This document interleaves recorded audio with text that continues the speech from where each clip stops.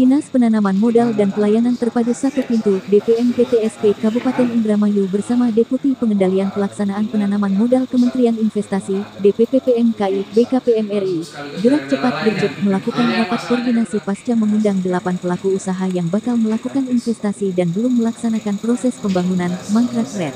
Rakor bersama tersebut dipimpin langsung Kepala DPMPTSP, Ahmad Syadali, dihadiri Direktur Wilayah 3 Bidang DPPPMKI, Abdul Qodir, bersama rombongan tim surveyor Indonesia yang dipimpin Uci selaku person incaksi wilayah Jabar serta pejabat di lingkungan DPMPTSP, Jumat tanggal 30 Juni tahun 2022. Kepala DPMPTSP Kabupaten Indramayu, Ahmad Syadali, mengatakan pihaknya bersyukur bisa menggelar pertemuan ini yang tentunya berkaitan dengan rencana realisasi investasi di Kabupaten Indramayu.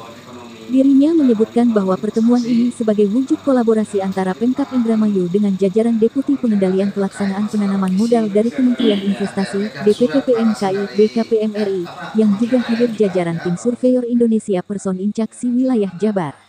Ahmad Syadali juga menyampaikan bahwa tujuan pertemuan ini adalah mensinergikan usulan pengembangan penanaman modal kabupaten kota, provinsi dan pusat, sesuai arah kebijakan penanaman modal di Kabupaten Indramayu karena ada beberapa hal yang perlu diutamakan dalam investasi diantaranya, investasi padat karya, padat modal, perusahaan yang berorientasi ekspor.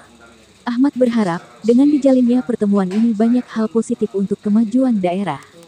Bahkan dirinya tidak segan-segan meminta arahan dan petunjuk baik kepada Deputi Kementerian Investasi maupun kepada tim surveyor Indonesia person incaksi wilayah Jabar jikalau ditemukan ada pihak investor yang lamban dalam proses pelaksanaan pembangunannya.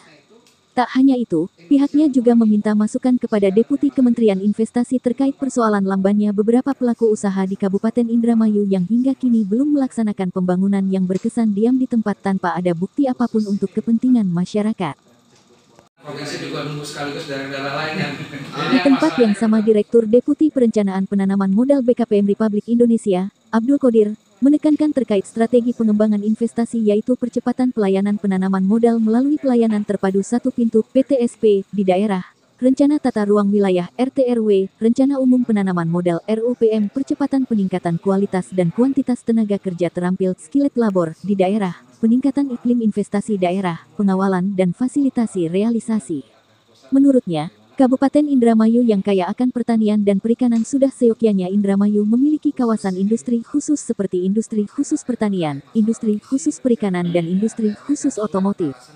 Pihaknya meyakini bahwa Indramayu memiliki kawasan industri yang masih luas dalam upaya mendorong peningkatan investasi di sektor industri, manufaktur sehingga memerlukan sinergi antara investor kawasan industri dan pemerintah.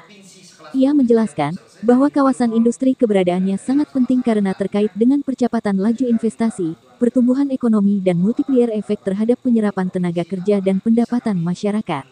Tantangannya yang dihadapi antara lain penyediaan tenaga kerja yang sesuai dengan kebutuhan investasi. Pihaknya sepakat pernyataan yang disampaikan oleh Kepala Dinas Ahmad Syadali bahwa Pemkab Indramayu akan memberikan sanksi tegas dengan mencabut perizinan jika ada pihak investor yang tetap membandel dan belum melaksanakan pembangunan. Mereka belum beroperasi, belum jualan, betul. Nomor satu itu belum berjualan, kemudian nomor satu sebenarnya padat karya. Perusahaan itu di atas 1.000 orang bekerjanya. Kemudian kedua padat modal.